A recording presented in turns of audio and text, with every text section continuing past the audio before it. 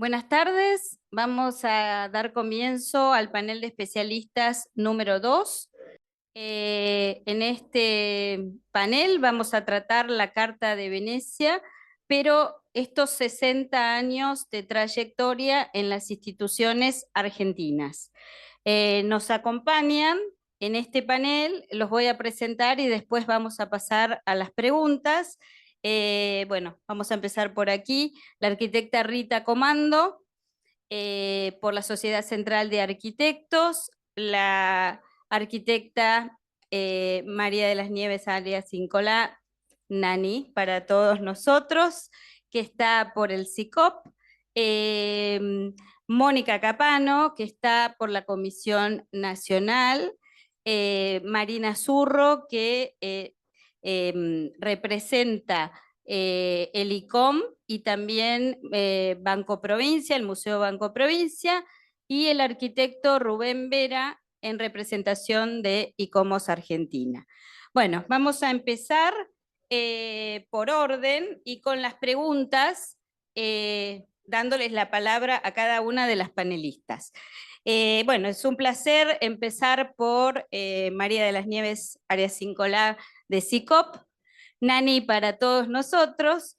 Y bueno, Nani, el SICOP ha sido un actor clave en la formación y capacitación en conservación del patrimonio.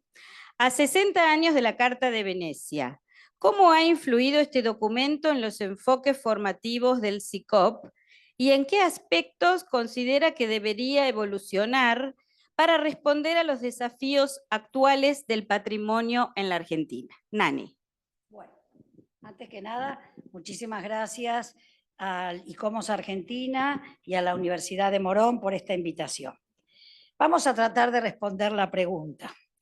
La capacitación y formación de recursos humanos fue una alternativa que nació con la creación del SICOP en 1993 y adoptó en su momento una forma curricular de cursos de perfeccionamiento, de especialización y maestría bajo el nombre Programa Máster en Conservación del Patrimonio. Persiguió desde un principio preparar personal calificado en esta especialidad desde la actividad técnica y profesional, la investigación y la docencia, desde un amplio espectro multidisciplinario. En ese sentido, la Carta de Venecia fue un documento analizado en clases, seminarios y congresos que seguramente influyó en los alumnos, así como en los docentes. No debemos olvidar que varios de los fundadores y profesores del programa máster del SICOP eran y son también miembros del ICOMOS. Y en ese sentido, 30 años después de firmada la Carta, surge la necesidad de hacer algunas consideraciones.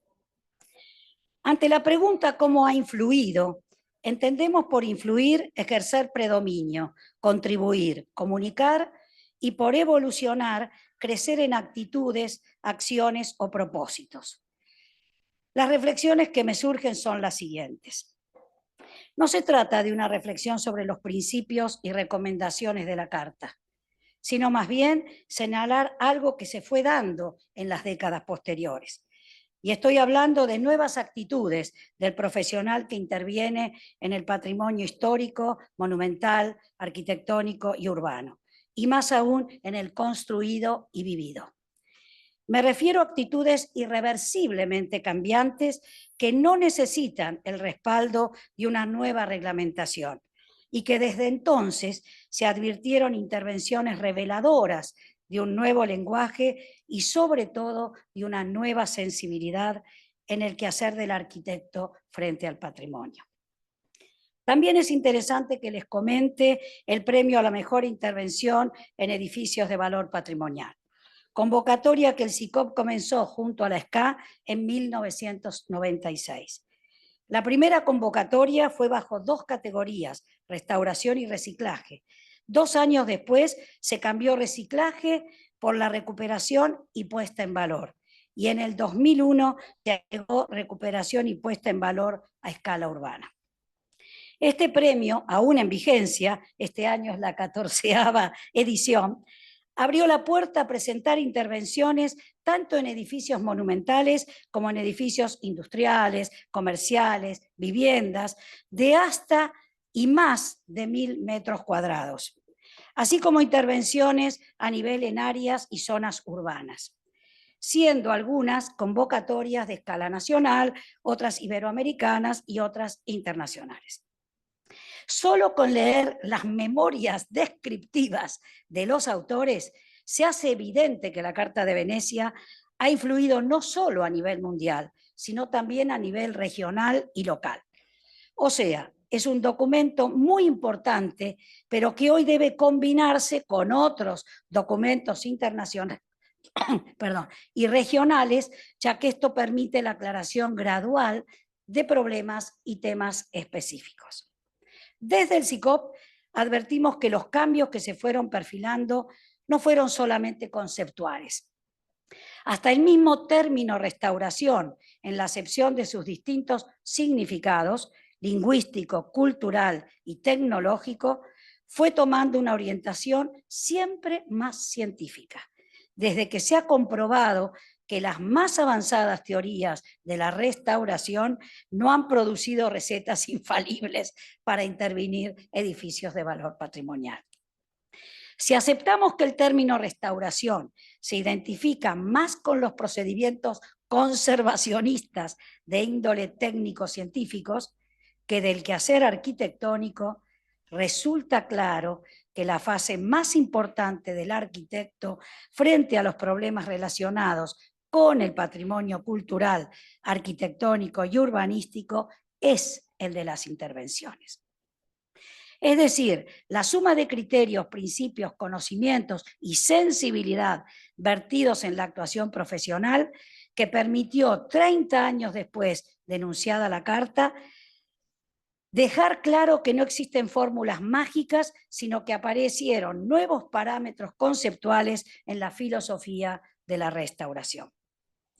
De hecho, lo prohibido, las reconstrucciones, los añadidos, las obras miméticas o las en estilo van perdiendo consistencia y sentido de culpabilidad.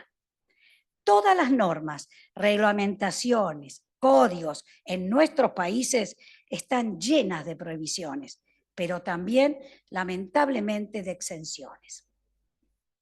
Otro pensamiento que evolucionó fue llegar a la conclusión que es muy difícil reglamentar lo que es facultativo de la sensibilidad profesional, que en cada caso producirá una intervención diferente que sea la más conveniente y tenga el respaldo de calidad. Y por otra parte, que la llave metodológica para la intervención está en la misma arquitectura del edificio existente. Como dijo Carbonara en una de las clases que acudí, cada restauración y cada monumento es un caso en sí mismo, no insertable o aplicable en categorías ni dogmas previos. Otro avance importante fue en estas 6 décadas el referido al campo semántico de la Carta, que en uno de sus artículos propone dejar siempre la marca de nuestra época en las intervenciones a realizarse en un monumento. Advertimos su anacronismo, su carácter defensivo y su dependencia del movimiento moderno, con una actitud antihistórica, tema que tenía interés en exigir la presencia prácticamente obligatoria de la modernidad, porque, aún sin decirlo, lo que realmente exigía no era el sello de la modernidad, sino el sello del movimiento moderno. Lo cierto es que la influencia de la Carta sigue vigente en tanto referente. Pero no podemos negar la aparición de documentos que aportaron nuevos paradigmas, categorías y temas como la autenticidad, la integridad, los paisajes culturales, es decir, extendieron la noción del patrimonio desde el monumento al territorio. Hoy se parte de la idea que se restaura para proteger, pero también para disfrutar, gozar y transmitir el patrimonio. En ese sentido, rescato la Carta de Brasilia de 1995, que profundizó no solo sobre la autenticidad del mensaje, sino también sobre el valor simbólico y el necesario giro afectivo hacia el patrimonio. Por último, para el SICOP, la carta es un documento que será siempre útil y que actuará un poco como la voz de nuestra conciencia. Y fundamentalmente que entendió al restauro como forma de cultura. Y esto es muy significativo. Muchísimas gracias, Nani. Y me toca ahora presentar a Marina Zurro, que viene...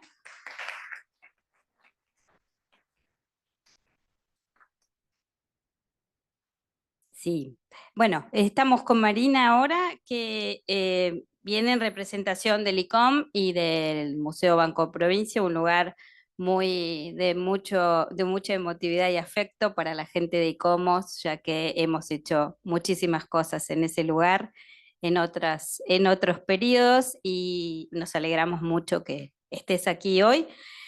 Marina, en tu rol de autoridad de ICOM, ¿qué influencia ha tenido la Carta de Venecia en la protección y gestión de los museos argentinos como sitios de conservación del patrimonio cultural? ¿Y cómo crees que se debería adaptar o reinterpretar esta carta en el contexto actual de los museos en Argentina? A ver. Bueno, muchas gracias, buenas tardes. Agradecer en primer lugar a ICOMOS y a la Universidad de Morón por esta convocatoria. Decirles que estoy representando a ICOM, a la presidenta del ICOM, María del Carmen Maza, que por un compromiso con ICOM en Santiago de Chile no puede estar aquí hoy. Así que estoy aquí y me siento absolutamente honrada de estar en este panel con estos especialistas popes para mí. Recién la escuchaba Nani con siempre su tan clara forma de expresarse y pensaba que cuando yo estudié ya Nani era una referente para nosotros, así que más que honrada de estar aquí con vos y con todo el resto de los panelistas. Bien, vamos a ver en lo nuestro. Primero me gustaría comentar para los que no sepan o para los alumnos que están mirándolo desde a distancia, que el ICOM es el Consejo Internacional de Museos, que fue creado en el año 1946, que es una organización no gubernamental que está en 129 países y que tiene comités internacionales, regionales y nacionales. Ya en 1967 crea el Comité de Conservación. Esa es una postura que marca también una idea de cómo va a presentarse el ICOM ante la conservación. Y por el otro lado, en 1947 va a recomendar a la UNESCO que también se trabaje sobre el tema de la conservación. O sea que muchos años antes de la Carta de Venecia, el ICOM ya estaba preocupado por estos temas. La realidad de los museos en el mundo es muy diversa. El ICOM está en los 5 continentes, pero vamos a ir hacia Argentina, que es donde nos ocupamos. El Comité Nacional del ICOM está aquí y en nuestro país también la realidad es bastante compleja. La mayoría de los museos, sin importar su ubicación física geográfica, son establecidos en edificios que no fueron diseñados ni construidos para museos. Muchos de ellos monumento histórico nacional, con lo cual todo lo que tiene que ver con su conservación siempre es un dilema y que va de la mano también de las corrientes museográficas y de las diversas maneras de comunicar que tenemos desde los museos. Desde la profesión museológica, siempre los museólogos o los profesionales que se desempeñan en museos y que se han formado en carreras afines han tomado contacto en el estudio con la Carta de Venecia y con otros documentos, trabajando sobre su análisis, su reflexión y demás. Por lo tanto, no es ajeno en el trabajo en el museo la Carta de Venecia. Ahora, todo lo que hace a la implementación de políticas de readecuación de los edificios, ya sea por un mensaje museográfico, por tareas de conservación, por adaptarnos a nuevas funciones, se va modificando y no es un tema que sea pertinente generalmente de los museólogos, sino que está muy vinculado a las políticas de Estado y a los contextos económicos que sabemos que acontecen en este país. En muchos casos, con la Comisión Nacional, si es monumento histórico y demás, hay que trabajar sobre cuáles son las readecuaciones y demás. Por lo tanto, la Carta de Venecia es parte innegable de la formación de los museólogos, del trabajo de los museos, de los edificios de los museos, pero entendemos que no es la única documentación, sino que con el paso de los años se han incorporado otros documentos que han enriquecido y demás la forma de mirarla.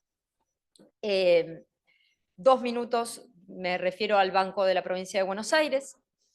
El Banco de la Provincia de Buenos Aires es el banco más antiguo de Hispanoamérica, tiene 202 años de historia, y tan solo 21 años después de la Carta de Venecia, el arquitecto Alberto de Paula, que ha sido un gran referente en cuestiones patrimoniales y demás, fue el que propuso en el banco la creación de la Comisión de Preservación del Patrimonio Histórico Arquitectónico del banco. Comisión que el año que viene va a cumplir 40 años, que sigue en vigencia, que está integrada por personal del museo y personal de la gerencia, en este momento se llama de infraestructura, en otros momentos de obras, y que tienen que velar sobre más de 80 edificios que tiene el banco de valor histórico patrimonial, algunos con carácter de monumento histórico nacional, como por ejemplo el museo y la Casa Central del Banco, otros con diversas declaratorias municipales, provinciales y demás. No es una tarea sencilla, ha tenido en estos casi 40 años de historia diversas situaciones más fáciles o menos fáciles de llevar.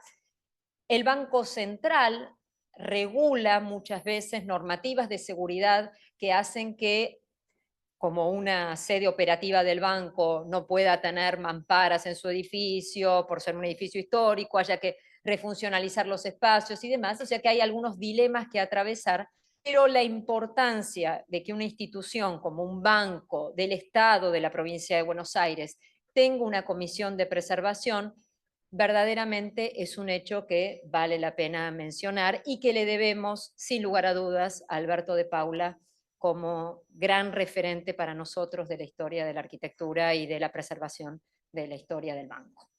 Nada más. Muchas gracias.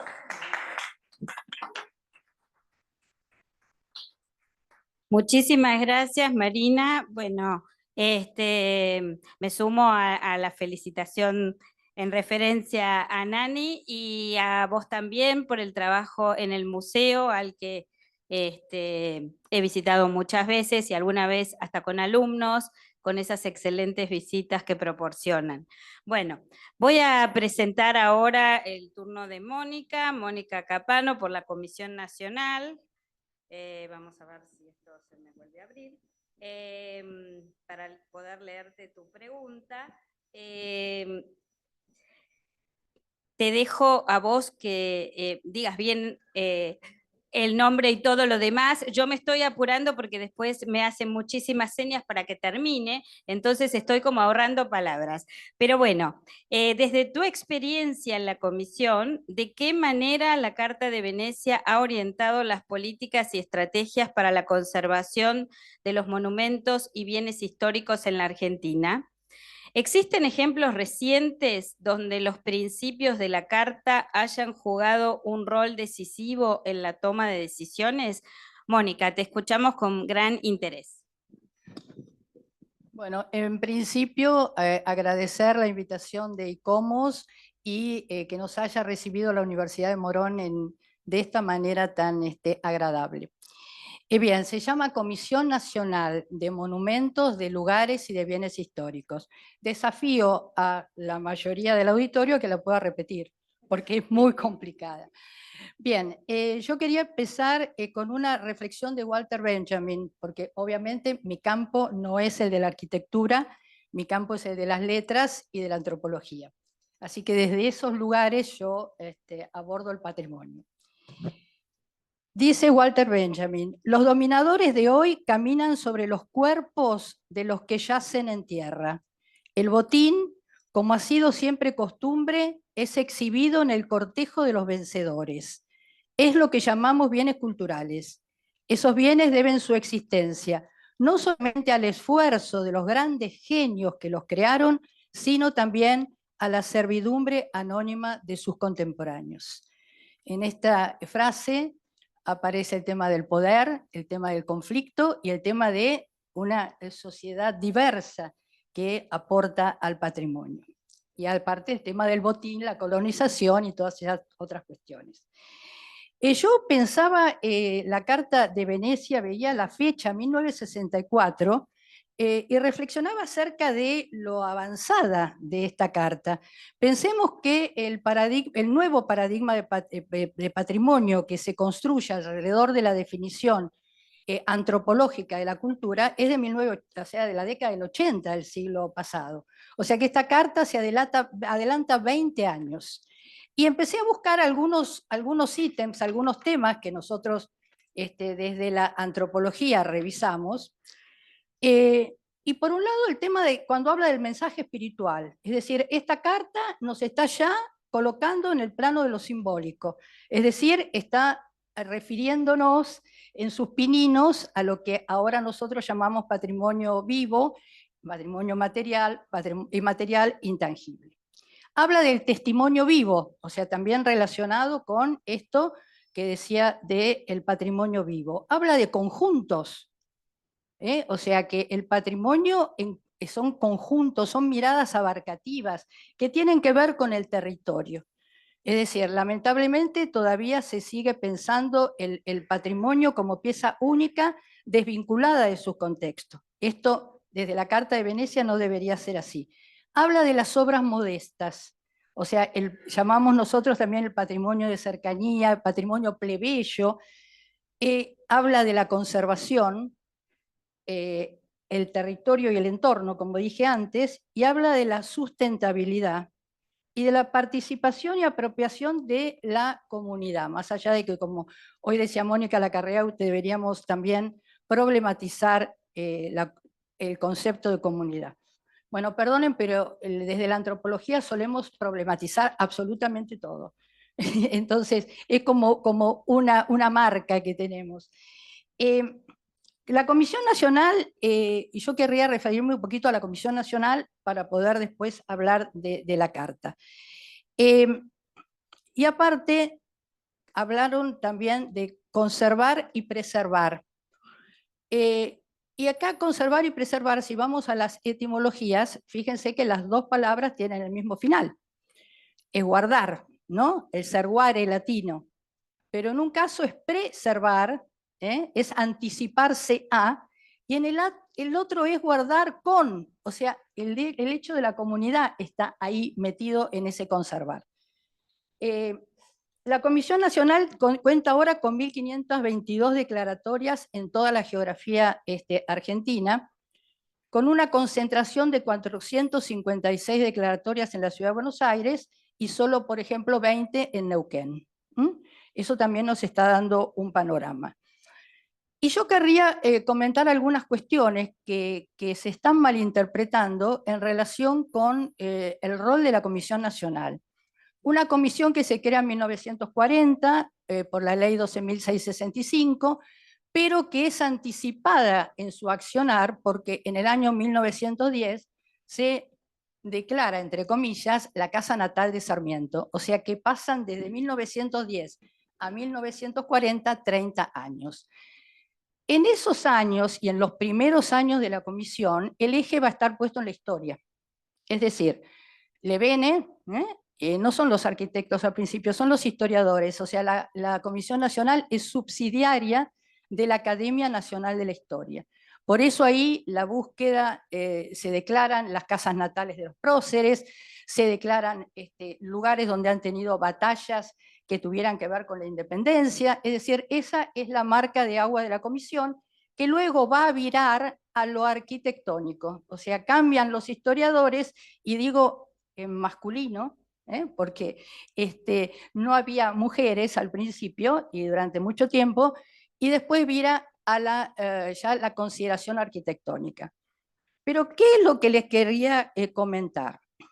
La comisión declara por decreto, o sea, es un largo procedimiento administrativo del cual dependemos de digamos, o sea, el dictamen de gente que no tiene la menor idea del patrimonio, como es el caso de la Secretaría Legal y Técnica de la Presidencia, que es la que le cuida la firma al presidente. Es un decreto presidencial. ¿Qué nos ha pasado a nosotros? Por ejemplo, cuando declaramos Cromañón, que Cromañón se declaró el lugar donde ocurrió la masacre, digo masacre porque después nos cambiaron en el decreto por tragedia, a pesar de haber estado un año trabajando con las organizaciones, porque hicimos un modelo participativo que no fue sencillo, porque las organizaciones en torno a los familiares y sobrevivientes de Cromañón tienen la complejidad de todos los grupos de organizaciones de este tipo. Trabajamos en torno al trauma, trabajamos eligiendo la palabra masacre, y Legal y Técnica no solamente nos lo cambió por tragedia, sino que en un principio se negaban a dar curso al expediente porque no había una zona de amortiguación. Cuando lo que declarábamos era el local, un baldío y un hotel, y aparte toda la calle donde está, o sea que más zona de amortiguación imposible. El resto de zona de amortiguación debió haber sido, según ellos, hecho sobre los edificios que ya preexistentes, o sea que un absurdo. Nos pasó otra cosa, y esto es para que vean la dificultad de las declaratorias, aun cuando se hacen por decreto. Con el tema de campo de cielo. Y acá venimos a ver un poquito de el patrimonio inmaterial. Campo de cielo, que es un campo de meteoritos, que está en dos provincias, en Chaco y en Santiago del Estero. O sea, primero para hacer el decreto hubo que lidiar con las normativas de ambas provincias. Terminamos decidiendo solamente hacerlo en el Chaco, pero ahí, cuando pusimos cómo había sido esto, y que esto era una cuestión absolutamente propia del patrimonio inmaterial, como no había ley de patrimonio inmaterial, ni el programa que estaba en ese momento en el Ministerio de Cultura tenía una resolución, no pudimos hacer la declaratoria. Entonces, por un lado, estas cuestiones de decreto con estas dificultades, ¿no? Y por otro lado, que nosotros por la ley 12.665 debemos emitir opinión respecto de los proyectos que se presentan en ambas cámaras. Lamentablemente, estos proyectos suelen ser muy deficitarios, ni siquiera aparecen los datos catastrales. O sea que también esto es una problemática cuando uno empieza a revisar un montón de casos que, en nuestra opinión, obviamente no es vinculante, somos otro poder. Así que bueno, ese es un poco el panorama. Se está diciendo que la comisión se desentiende de los bienes una vez que lo declara. Todos sabemos, y se ha dicho acá, que los recursos para el patrimonio siempre son insuficientes. Pero cuando se hizo la 12.665, se estableció la corresponsabilidad. O sea, la comisión tiene la responsabilidad, digamos, más bien de guiar, por eso la importancia también de la Carta de Venecia y todos sus principios, pero no tiene partida presupuestaria propia, nunca lo tuvo. Es decir, la partida presupuestaria es de la Dirección Nacional de Arquitectura, que en su momento estaba en el Ministerio de Obras Públicas. Nosotros lo que pretendemos en el cumplimiento de la ley, que desde un principio, cuando se empieza a hacer el proyecto o el llamado a licitación, podamos ser parte de eso para poder incluir todas estas miradas que generalmente no se tienen o no suelen tenerse desde otros ámbitos. Pero lo que plantea claramente la ley es la corresponsabilidad, que esto es fundamental.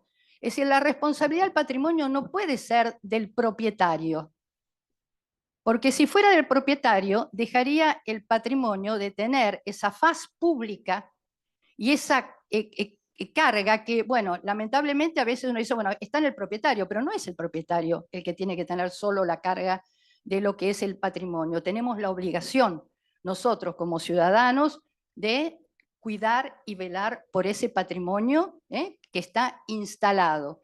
Y aparte, si hilamos fino, si lo hablábamos con Pedro el otro día, el mayor propietario de los bienes declarados es el propio Estado. O sea que el Estado en realidad es el que tiene que poner los recursos para que ese patrimonio esté en condiciones. Estado que se puede manifestar a nivel nacional, a nivel provincial o a nivel local. Y en muchos casos en concurrencia de las distintas jurisdicciones. Bien.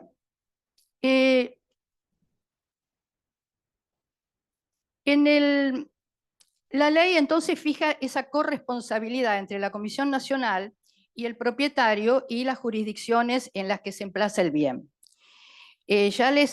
Por ejemplo, el hecho del trabajo que se hizo con la Dirección Nacional de Arquitectura nos ha permitido hacer la obra del Templo de la Basílica de San Francisco, que realmente ha quedado maravillosa. Ojalá hubiera podido completarse porque quedó la sacristía sin abordar. Ese fue un claro ejemplo, digamos, de articulación con la DNA. También fue el caso de la Casa del Puente, en Mar del Plata, el caso del complejo turístico de Chapadmalal, el de Embalse, que lamentablemente ahí no se pudo terminar. Bien.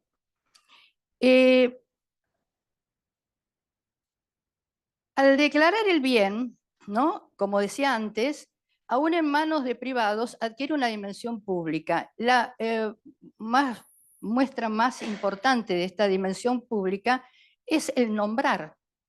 La palabra declarar es nombrar. ¿Quién nombra? Nombra el que es el dueño.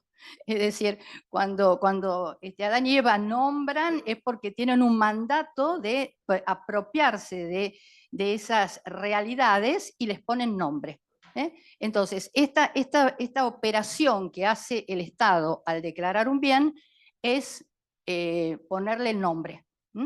Y en ese poner nombre ejercer lo que se llama el dominio. Tampoco, si no fuera, tuviera injerencia el Estado, no podría haber una limitación al dominio.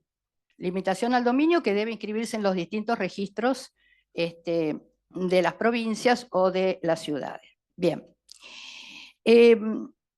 Por ejemplo, yo vengo de Neuquén, donde vimos la Torre Talero, no sé si la ubican, es el único bien declarado en la ciudad de Neuquén y es propiedad del municipio.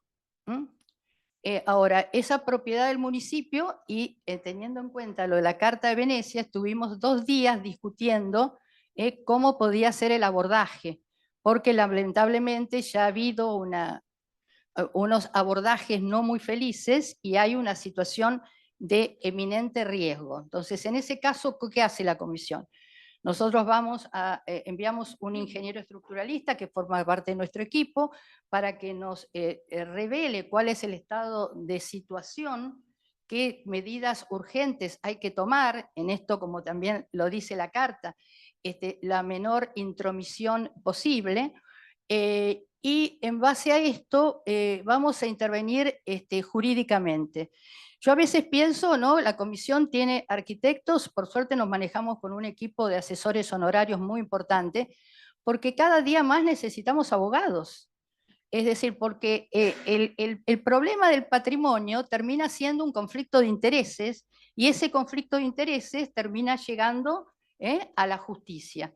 En este caso hay una denuncia de la Defensoría de la Ciudadanía presentada ante la Defensoría del Pueblo por el estado de abandono de la Torre Talero, porque encima hay un terreno lindante donde los caballos pasan, rompen el cerco, bueno, todas estas cuestiones que le pasan al patrimonio y que además debemos entenderlo dentro de la consideración de la sustentabilidad. Hoy nosotros debemos pensar que el patrimonio tiene que ser sustentable. ¿Cómo se logra la sustentabilidad? Primero desde lo participativo. Es decir, que sea la propia comunidad. Por eso nosotros cuando nos llega un pedido de declaratoria nacional que no tiene antecedentes de declaratoria municipal o de declaratoria provincial, le decimos primero hagan ese camino, porque eso es la apropiación directa de la comunidad. Lo nacional siempre está muy lejos. Entonces, en esta cuestión de la sustentabilidad, más la cuestión de la participación, hoy son elementos que son imprescindibles cuando pensamos en términos de patrimonio. Entonces, desde ese quería comentarles también, por ejemplo, la ruina de San Ignacio. No sé si han ido últimamente a Misiones. Cada vez hay más andamios y menos. Las ruinas es decir, es una proliferación de andamios que se pierde absolutamente, es decir, esa emoción estética que uno puede sentir frente a un patrimonio y frente a todo lo que significa las memorias que están ahí. Casi no interpelan, porque uno se queda enganchado con los andamios. Entonces, estas son todas las, digamos, lo que todavía tenemos pendiente y que tenemos que encontrarle maneras de resolverlo. ¿Cómo hacemos para resolverlo? Los presupuestos no alcanzan, y a veces, bueno, es difícil que las autoridades entiendan lo que para nosotros es tan importante como el patrimonio. Pero entonces, bueno, teniendo en cuenta que en 1964 una Carta de Venecia pudo plantear una serie de cuestiones que estaban todavía muy lejos de concretarse como ser la definición antropológica de la cultura, entonces nosotros debemos pensar en algo que yo siempre digo, si el patrimonio siempre lo observamos desde nuestro presente. Es decir, esta idea de que el patrimonio es del pasado, el patrimonio nosotros lo vemos desde nuestro presente, porque además el patrimonio es relacional. Esta idea de terminar de la idea del objeto que tiene valor en sí mismo. El objeto nos interpela y en esa interpelación, de esa relación, surge la consideración del patrimonio. Entonces tenemos esta mirada relacional, tenemos la necesidad de participar, la necesidad de interpelar, la necesidad de comunicarle a la comunidad, porque la manera de poder ejercer presión es con una comunidad empoderada en el sentido patrimonial. No sé, ¿se me terminó el tiempo? Bueno.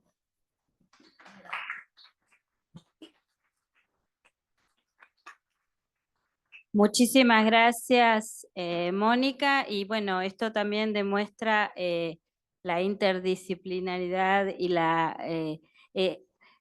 digamos, cómo el patrimonio permea en muchas visiones desde distintas áreas. Así que muy bueno. Vamos a tener una pregunta general después. Y bueno, me toca presentar a la arquitecta Rita Comando, a quien conozco casi desde ayer, más o menos. Fuimos compañeras de colegio y de facultad, así que tenemos una trayectoria. Siempre ella está ahora, digamos, a cargo de la Sociedad Central de Arquitectos, haciendo una tarea importantísima y con todas mis felicitaciones.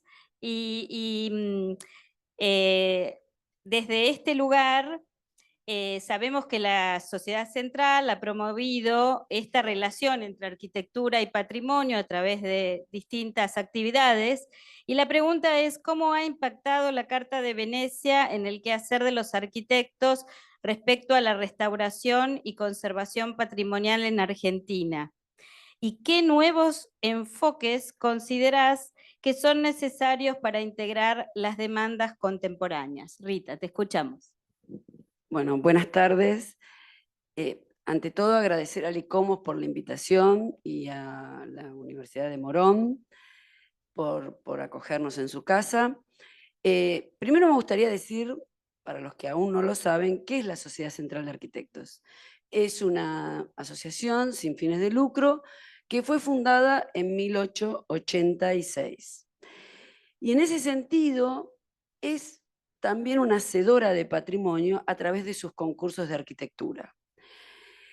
Y es en su casa donde se ha debatido muchas veces qué hacer, cómo hacer, y cuando uno lee los anales de la Sociedad Central, encuentra discusiones donde los academicistas discutían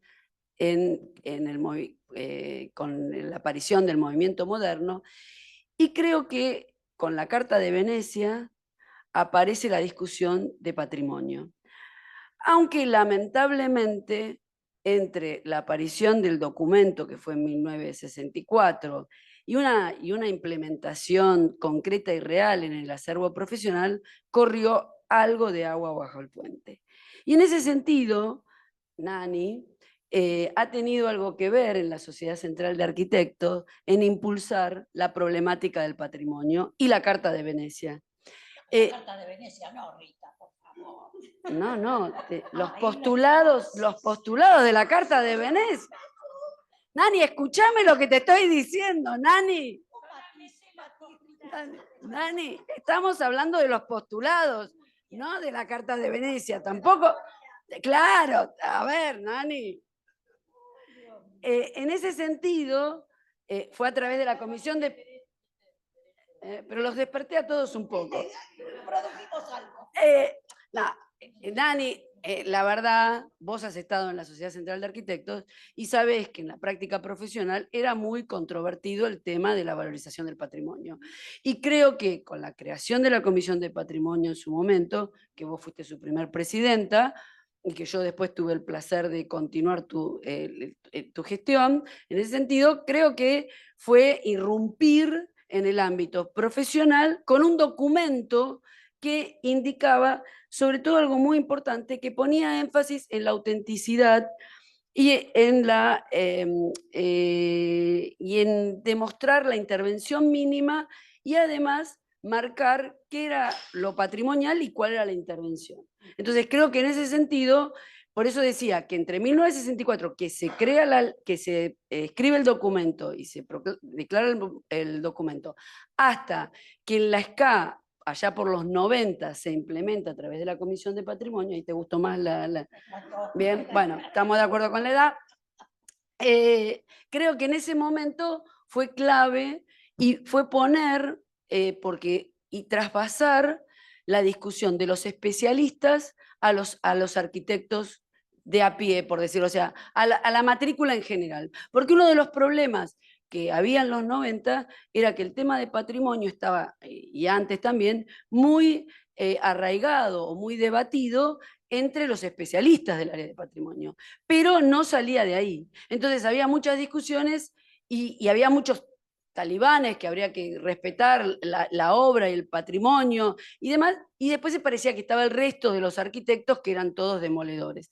Bueno, creo que la Comisión de Patrimonio logró en ese sentido ir como generando un consenso y una participación en la cual nos enroláramos todos los profesionales en ese debate y en llegar a acuerdos comunes de qué es lo que debía hacerse y cómo. Y en ese sentido, a través de dos herramientas muy importantes que tiene el SCA, una, como ya dije, los concursos. Recuerdo el concurso para el Hospital Elizalde, que es una obra construida, que deja una parte de patrimonio que está declarado patrimonio por el gobierno de la ciudad, que es el pabellón Jockey Club, y además muy interesante porque además está declarado parte de los árboles como parte del paisaje, o sea, que realmente, entonces ahí, a través de algo concreto, de un concurso, se puso en valor qué es lo que había que hacer en los premios, obviamente, y también recuerdo el concurso Manzana de las Luces. Creo que en ese sentido, la SCA, a través de sus concursos, fue bajando línea de cuáles eran, o valorizando cuáles eran las intervenciones corrientes, las intervenciones que realmente eran reconocidas y estaban acertadas en su intervención. Porque a veces, entre la teoría o en las declaraciones, yo he visto defender con la Carta de Venecia cosas que eran indefendibles.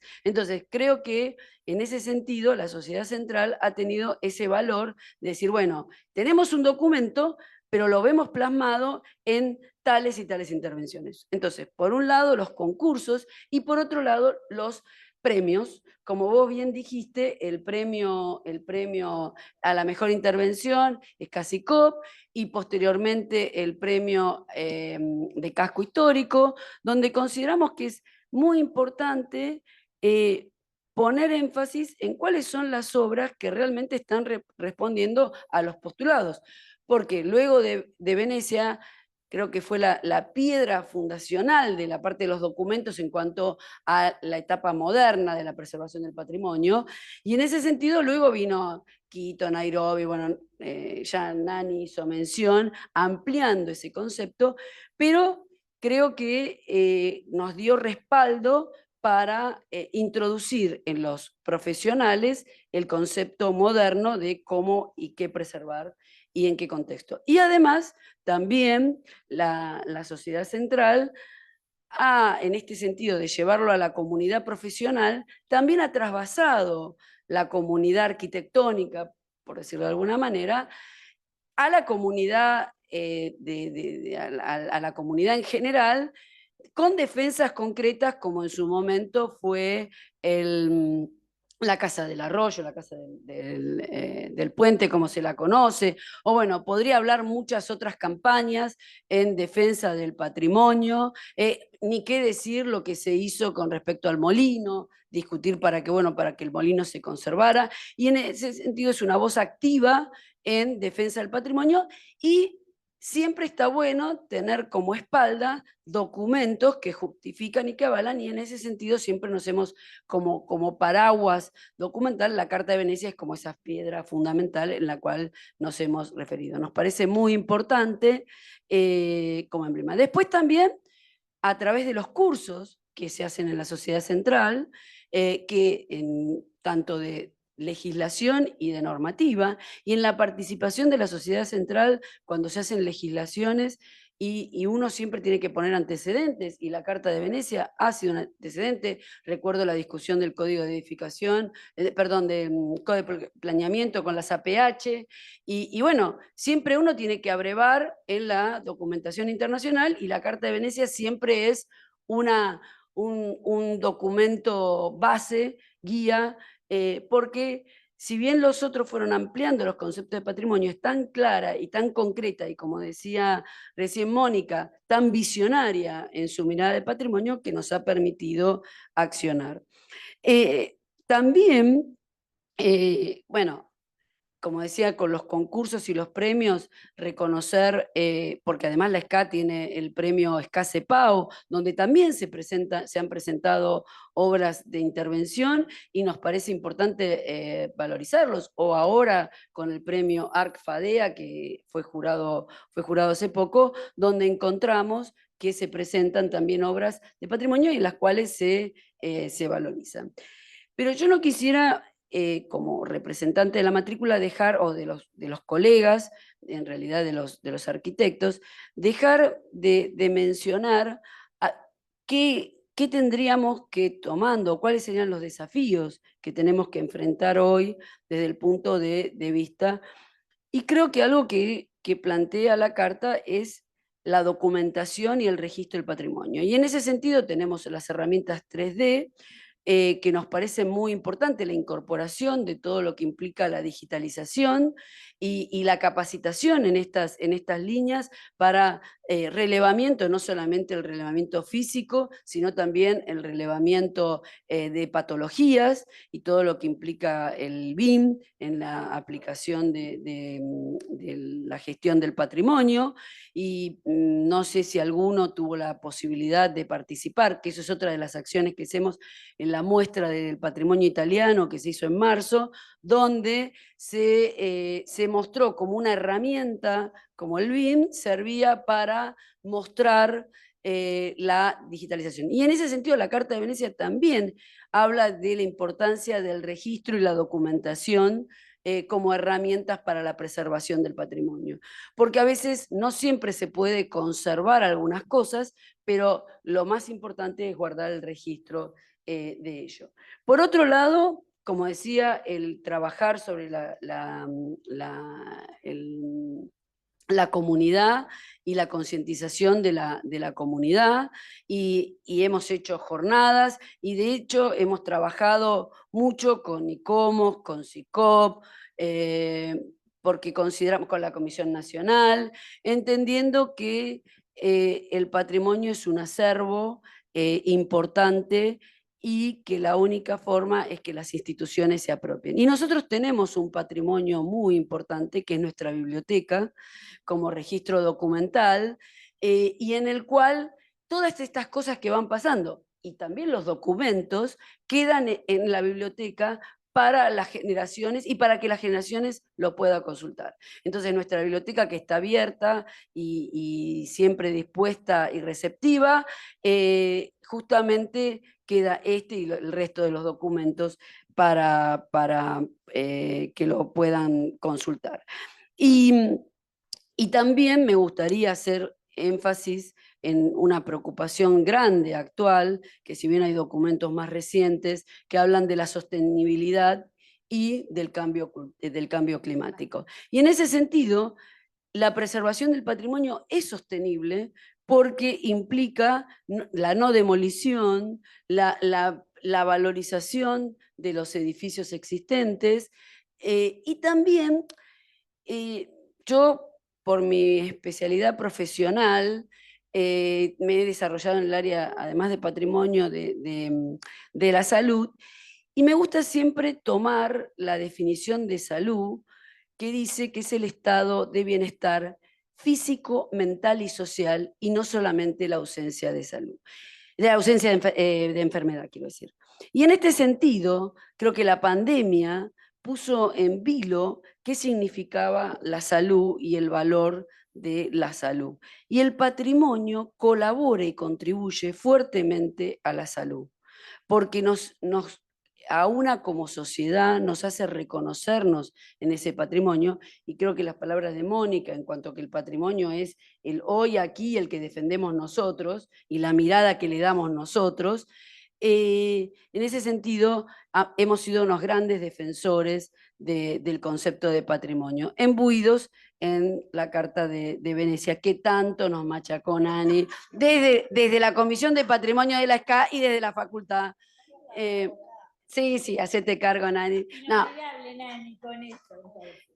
No, pero creo que en ese sentido la batalla, porque fue una batalla, que se libró en la SCA con respecto de tratar de implementar los conceptos de patrimonio, fue dura, así como fue en su momento la de los modernistas con los academicistas.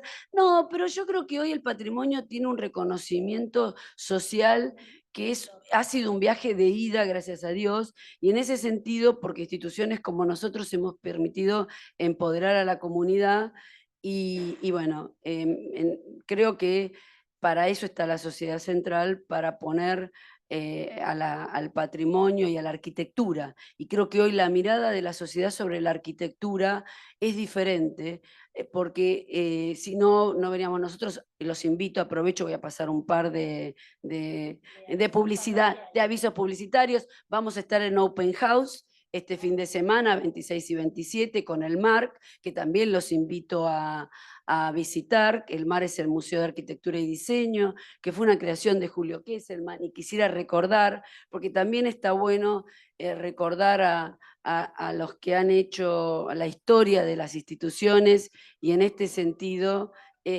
tengo que tomar una pastilla porque nos vamos haciendo viejos y le puse una alarma y me olvidé de apagarla, porque bueno, en este sentido, Julio tuvo la visión, además de convocar a Nani para la Comisión de Patrimonio, de crear el MARC. Entonces decía, 26 y 27 los invitamos al Open House, y el 9 de noviembre a la Noche de los Museos.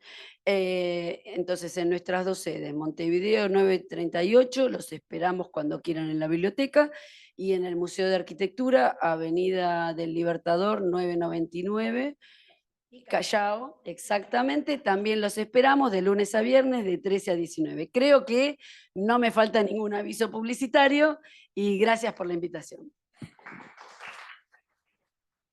Creo que no, que estuvieron todos los avisos. Gracias, Rita, por tu trabajo y por tu aporte. Y bueno, en este paseo por las instituciones que tienen que ver con este tema y que trabajan por el patrimonio, vamos llegando a el último expositor. Ay, Rita, se olvidó algo, Rita, vamos. No, que yo dije concursos, Yo dije concursos y en estos momentos la SCA tiene 4 concursos sobre las avenidas, ya largamos 2, que es Directorio y San Juan, y me parece que ahí es una mirada justamente para poner en valor los hitos de la ciudad, revalorizar la ciudad y las calles, y los invitamos a participar, a buscar en la página de la SCA para inscribirse, y eso es una relación concreta entre patrimonio y ciudad que queríamos revalorizar, y creo que en este sentido la Carta de Venecia también fue pionera. Perdón. No, ya está, no interrumpo más. A participar entonces en esa revalorización de la cercanía del barrio, del lugar más cercano a los afectos y a la historia de cada uno. Así que muy importante tu invitación, gracias. Y bueno, decía que en este paseíto que hicimos a través de las instituciones, Sociedad Central, SICOP, Comisión Nacional de Monumentos, Lugares y Bienes Históricos, casi me salió.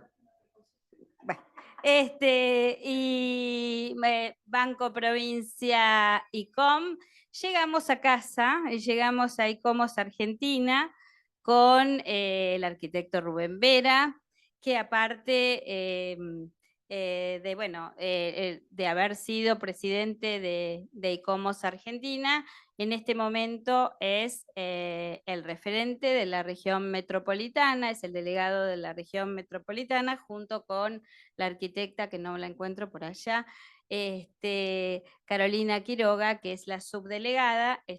Así que, bueno, en este caso, Rubén, te voy a preguntar, dado que la Carta de Venecia fue el documento fundacional de ICOMOS, y que ICOMOS Argentina ha celebrado su 50 aniversario el año pasado, en 2023, ¿cuál ha sido el impacto más significativo de la Carta en la evolución de las políticas y prácticas de conservación patrimonial en Argentina?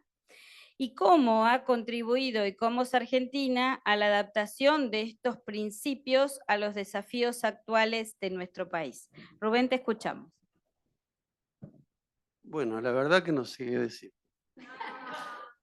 Bueno, gracias, gracias Gaby, gracias a la comisión directiva por confiar en poner la palabra de ICOMOS, y por supuesto gracias a la Universidad de Morón por ceder el espacio. Y bueno, para mí es una enorme responsabilidad, después de semejantes discursos. Yo siempre tengo presente lo que nos enseñaba una querida profesora, Marta Satoñi, que decía, cada disciplina tiene su propia historia.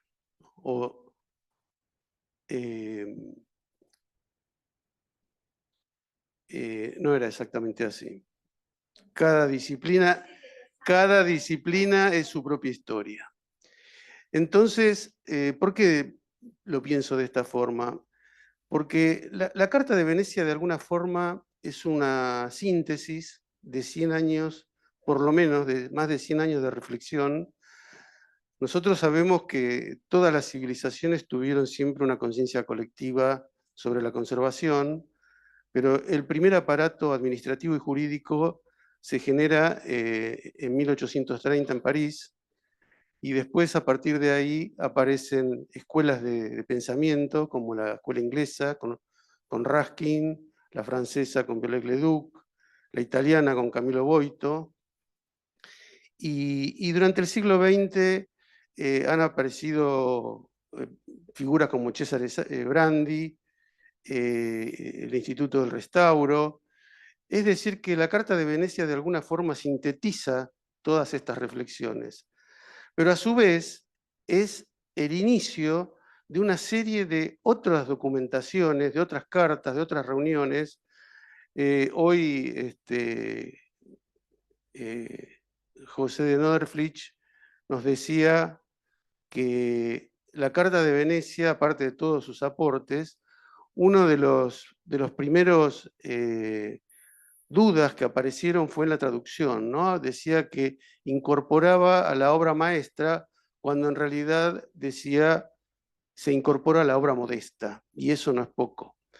Y a partir de la década del 60 empiezan a aparecer infinidad de reuniones a partir de esa época. Pensemos que en estas 6 décadas, después de después de la aparición de la Carta de Venecia, aparecieron nuevas categorías como los itinerarios culturales, los paisajes culturales, las series.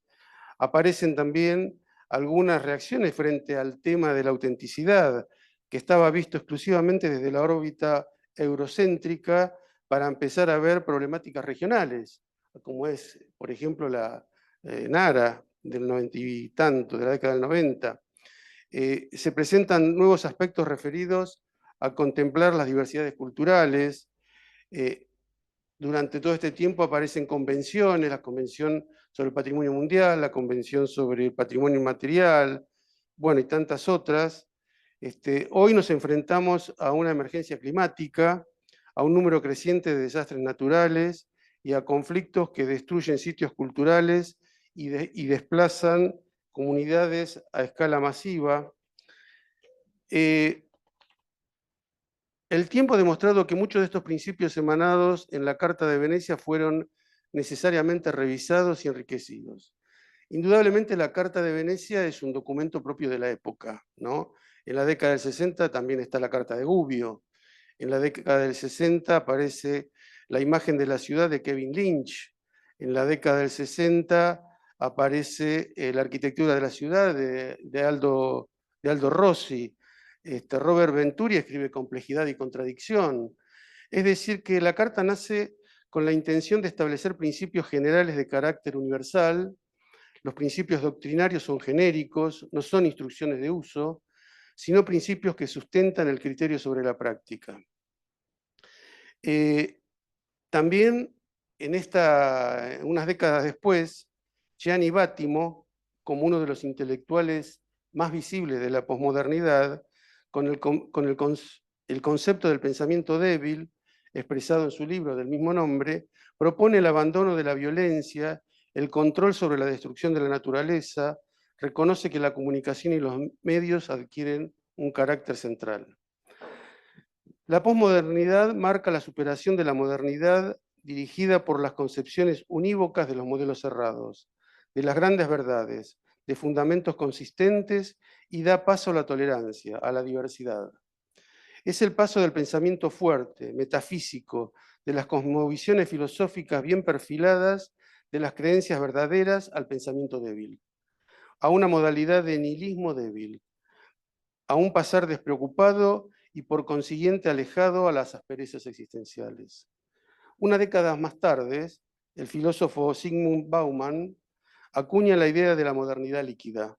Se refiere a momentos actuales de la historia en el que las realidades sólidas de nuestros abuelos, como el trabajo y el matrimonio para toda la vida, se ha desvanecido. Y han dado paso a un mundo más precario, provisional, ansioso de novedades y con frecuencia agotador. Un mundo que Bauman supo explicar como pocos y se refiere a la sociedad actual, caracterizada por la precariedad, el ritmo cambiante e inestable, la celeridad de los acontecimientos y la dinámica agotadora y con tendencia al individualismo de las personas. En la sociedad líquida, las condiciones de actuación de sus miembros cambian antes de que las formas puedan consolidarse en unos hábitos y en una rutina determinada. La incertidumbre por la vertiginosa rapidez de los cambios ha debilitado los vínculos humanos. Las empresas líquidas, al aceptar los cambios y la velocidad de transformación como esencia del mundo, pueden responder y adaptarse con más agilidad a los retos que les impone el mundo. En este mismo sentido, hay una teórica española, Ascensión Hernán Martínez, que nos habla de la clonación arquitectónica. Dice, referida a las clonaciones, excluye algunas reproducciones necesarias porque responden a situaciones de emergencia, las reconstrucciones posbélicas, donde la sociedad reclama la reconstrucción de los monumentos dañados o desaparecidos como un medio de restañar las heridas abiertas por la guerra. Pero critica muchas de las reproducciones actuales dado que responden más a un interés de rentabilidad turística, transformando en muchos casos los centros históricos en parques temáticos, refiriéndose a la falta de rigurosidad de las intervenciones. Sobre todo este proceso de flexibilización en cuanto a las doctrinas es un tema que a mí en particular me inquieta. No quiero decir que esto sea la voz de ICOMOS, lo estoy diciendo en forma personal, pero la Carta de Venecia se presentó como una serie de conceptos sólidos. Es inevitable que en un contexto internacional, tanto en lo cultural, social, filosófico, económico, en todas sus facetas, obviamente todo cambió. Todo el conjunto de documentos internacionales, en que por supuesto está incluido la Carta de Venecia, conforman el corpus teórico de la conservación. Por lo tanto, que toda esta teoría y toda esta doctrina se tiene que adaptar a nuevos cambios.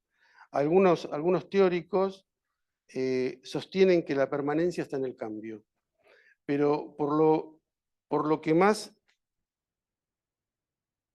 me alienta a convivir con estas nuevas corrientes de pensamiento es que los bienes patrimoniales, más allá de su rigurosidad o no, tienen un fin didáctico. O sea, es un tema muy difícil de enfrentar. Hoy Nani se refirió en esos temas, de pronto a la rigurosidad o a la flexibilidad con las reconstrucciones. No es lo mismo hablar de la Carta de Venecia que de Cracovia o de otros encuentros más recientes. Es presentar a la comunidad en escala 1 en 1 los objetos, incluso los paisajes y escenarios urbanos, cómo fueron o cómo podrían haber sido. Es necesario exponer el proceso que se llevó para obtener ese resultado final. Para mí lo que cuenta es la veracidad, la autenticidad y la veracidad. Es decir, que el patrimonio tiene un sentido didáctico y hay que hacerlo explícito. Es decir, que, como dicen algunas, tanto en la Carta de Atenas del 31 o en la Carta de Venecia, ser explícito en cuanto a todo el proceso de intervención que hubo. Yo pienso que nosotros como Comité Argentino estamos alineados, por supuesto, a todas las corrientes de pensamiento, pero también tenemos que necesariamente buscar nuestra propia óptica, nuestras propias consideraciones al respecto, y bueno, creo que estos encuentros ayudan a buscar ese camino.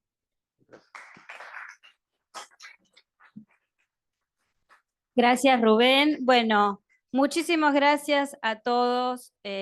Han sido excelentes presentaciones.